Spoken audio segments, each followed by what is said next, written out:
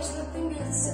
Сондықтан әр атқан таңға, өткен күнге, сондай-ақ жақын адамдарымызға алғыс айта жүрейік. Ұстаз болу әрине оңай емес. Ұстаздарды құрметтей білу керек. Себебі ұстаздар біздің болашағымыздың және тәртібіміздің, сонымен қатар біліміміздің басты себепкерлері.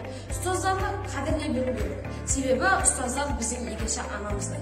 Ал ендеше ұстаздарымызға алғыс айтайық.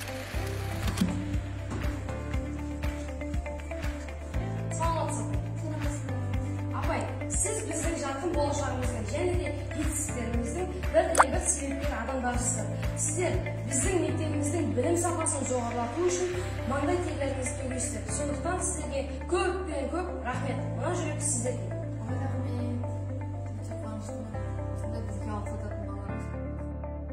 Әлемде қаншама мамандық түрлері бар. Және де олардың ішіндегі ең аса қадірлі және құрметтісі медбикелер. Сонымен қатар медбикелердің біздің өміріміздегі ең маңызды мамандық. Себебі олар біздің денсаулығымыздың сақшысы.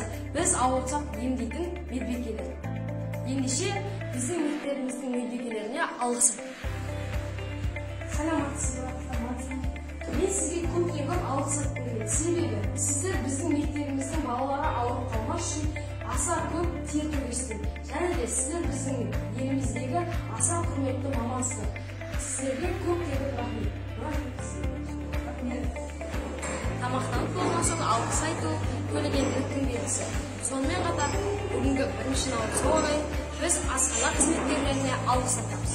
Біздің күнделікті дәмді ашып және де қарымызға тоғыз жүргендеріне бірден бір себептер сіздерсіздер. Және де бүгін біз 1 наурызға орай асхана қызметкерлеріне алғыс айтамыз. Сіздерге көптен көп рахмет. Сізге алғыс айтамыз. Себебі сіз біздің мектепте тазалықта ұстазсыз. Сізге алғысымды білдіремін. Абай атамыз айтқандай, адамға 3 асыл қасиет керек болса, мейірімді жүрек соны үшін. Сондықтан біз бұл мерекені дәріптеуіміз керек.